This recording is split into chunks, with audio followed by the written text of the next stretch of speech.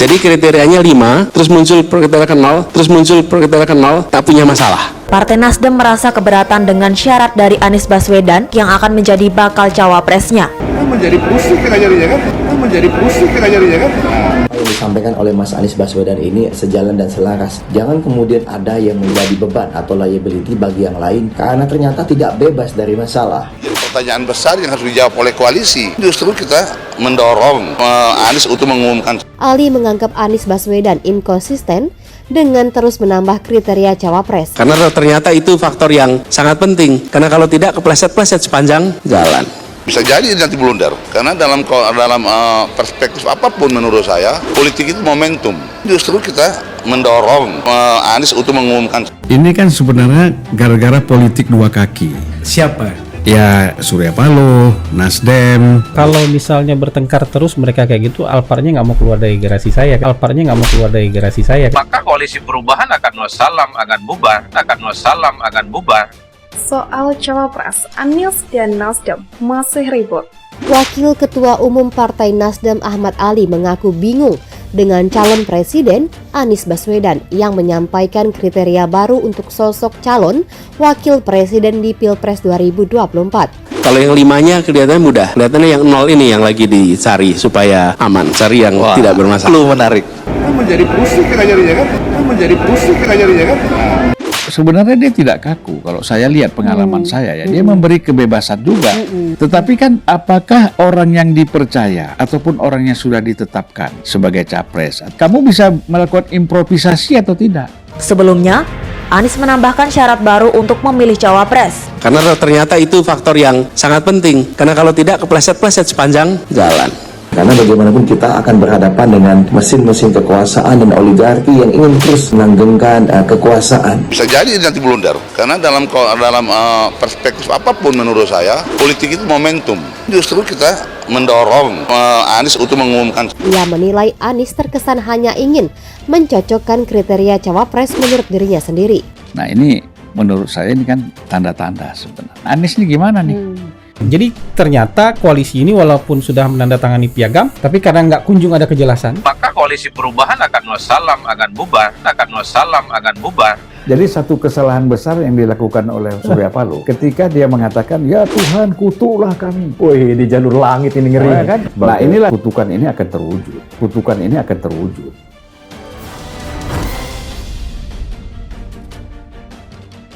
Capres Koalisi Perubahan untuk Persatuan atau KPP Anies Baswedan menambahkan syarat cawapresnya dengan kriteria 0.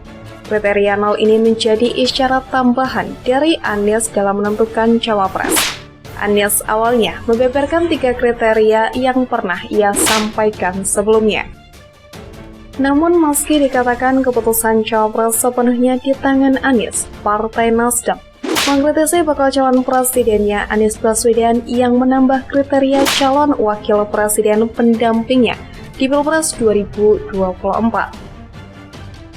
Wakil Ketua Umum Partai Nasdem Ahmad Ali mengaku bingung dengan Anies Baswedan karena menambah kriteria seakan sesuka hatinya. Menurutnya, yang berhak membuat kriteria cawapres merupakan partai politik atau parpol pendukung Anies.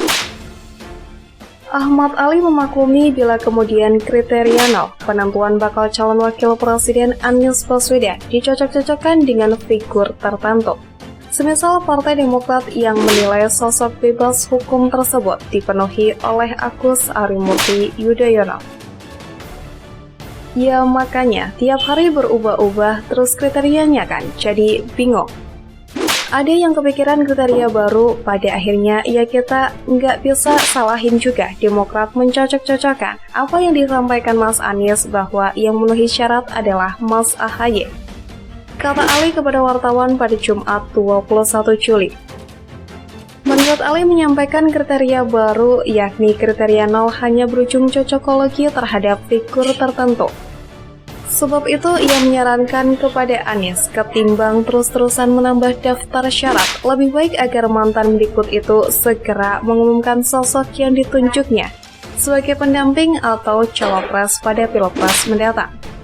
Daripada dia mencocok-cocokkan orang yang dia maukan, susah nanti kita.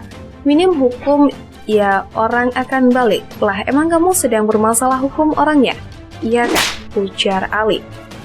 Pernyataan Ali tersebut sekaligus menegaskan bahwa ketika partai yakni Nasdem, PKS, dan Partai Demokrat sudah berkomitmen menyerahkan Anies Baswedan untuk memilih pasangan wakilnya. Namun bukan berarti Anies Baswedan justru menambah-nambah kriteria yang menjadi syarat seseorang dipilih sebagai cawapresnya. Padahal nggak perlu mencocokkan karena itu adalah kewenangan dia, mandat yang sudah diberikan kepada dia. Pada intinya, Anies tidak perlu membuat kriteria, karena yang membuat kriteria itu harusnya parpol, karena mandat itu kan diberikan kepada Anies untuk mencari wakil. Ujar Ali. Dia khawatir jika Anies berhak membuat kriteria cawapres, maka dia akan memilih kriteria yang membenarkan sosok cawapres pilihannya saja. Oleh sebab itu, agar objektif, parpol yang membuat kriteria, kemudian Anies yang mencari cawapres sesuai kriteria yang ditentukan. Yang penting bagi saya, bagi Nasdem, Anies bijak untuk menentukan wakil. Jangan kemudian menentukan wakil hanya karena supaya bisa maju. Titik. Jadi kalau menentukan wakil, cari wakil yang bisa memenangkan. Ujar Ali. Lebih lanjut, Ali menyatakan elektabilitas Anies lemah di daerah Jawa Timur dan Jawa Tengah. Oleh sebab itu, menurutnya, Anies akan lebih baik apabila memilih cawapres yang kuat di provinsi tersebut. Menurut saya, cawapres siapa yang bisa membantu memenangkan daerah Jawa. Jadi kalau kemudian kriteria, kalau menurut kami, ya idealnya itu mengambil orang Jawa Timur daerah NU, ujarnya. Sebelumnya Anies Baswedan memang mengatakan ada penambahan satu kriteria cawapresnya, yakni rekam jejaknya harus bebas dari potensi terkena kasus hukum. Mantan Gubernur DKI Jakarta ini tidak mau wakilnya punya rekam jejak yang jelek. Saya ingin sampaikan begini lagi, saya mencoba dalam keputusan itu pakai kriteria supaya predictable. If you make decision, you really have kriteria itu. Jadi satu, dia bisa membantu kemenangan. Masa pasangan yang malah buat kalah gitu, iya kan? Nomor satu, dia bisa membantu kemenangan, kata Anies Baswedan.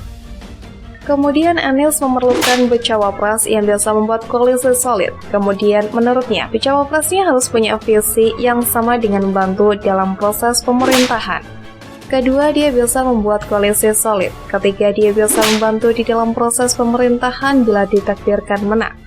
Keempat, dia punya visi yang sama. Jangan sampai visinya beda, nanti rutenya beda, ujar Anies. Kriteria terakhir, Anies juga ingin didampingi oleh sosok yang punya kepribadian baik. Selain itu, chemistry dengan dirinya juga harus baik.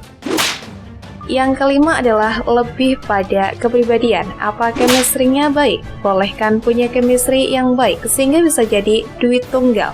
Benar kan? Kira-kira begitu. 5 kriteria itu dalam proses ini, sedang menjalani ini, ujarnya. Namun Anies Baswedan mengungkapkan kriteria khusus lainnya. Dia menyebut ini sebagai kriteria 0. Saya rasa dalam perjalanannya kelihatannya ada kriteria nomor 0, yaitu dulunya saya memasukkan itu, yaitu tidak bermasalah dan berani.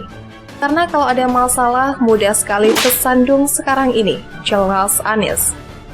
Jadi kriterianya 5, terus muncul kriteria ke-0, yakni tak bermasalah.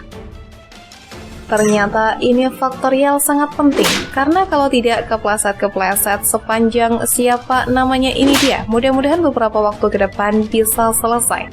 Tapi sekarang lagi dibahas kalau yang 5-nya kelihatannya mudah. Yang 0 ini yang lagi dicari supaya aman. Cari yang tidak bermasalah, sambung dia. Partai koalisi pro Anies pun sepakat dengan kriteria tersebut, bahkan mereka menyebut tokoh-tokoh yang cocok dengan kriteria itu. Lalu siapa saja yang dianggap memenuhi kriteria tersebut?